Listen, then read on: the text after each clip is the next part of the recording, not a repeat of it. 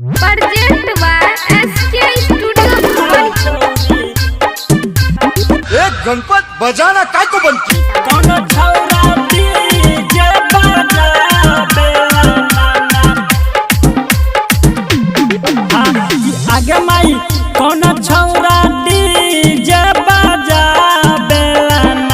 ये आगे माई शिवम छौरा डीजे बजावे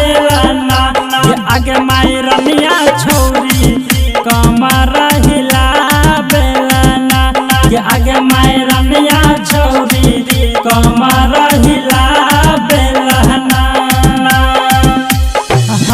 कि आगे माई शिवम छौरा डीजे बजावे ये आगे माई रधिया छौरी कमर हिलावे ये आगे माई गजली छौरी कमर हिलावे present by SK studio Bhavani. Mix by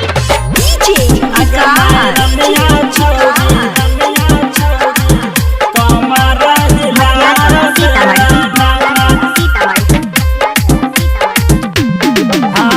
छौरी छिहत्तरी छे केकरो न मान डीजे शिवम के कहे गाना बजाब छौरी छिहत्तरी छे केकरो न मान डीजे शिवम के कहे गाना बजाब ये आगे माई सोट छौरा डीजे बजाबे ना ये आगे माई शिवम छौरा डीजे बजाबे ना ये आगे माई रमिया छौरी कमर हिलावे ये आगे माई शिवम छौरा डीजे बजावे ये आगे माई जुलिया छौरी कमर हिलावे present by SK studio Bhavani. Mix by DJ आगे माई रमिया छौरी कमर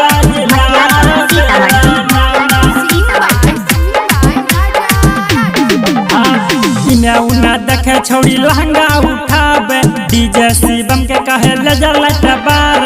इने उना देखे छौरी लहंगा उठावे डीजे शिवम के कहे ले जा लटबार तरह जा विपिन संग डीजे बजावे लगले ना त गौरव सोटी संग डीजे बजावे लगले ना ये आगे माय रधिया छौरी जबाना हिलावे ना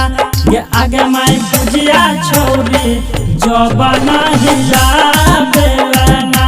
ये आगे माई जुलिया छौरी कमर हिलावे ना। Recording by Raja Raj Bihar.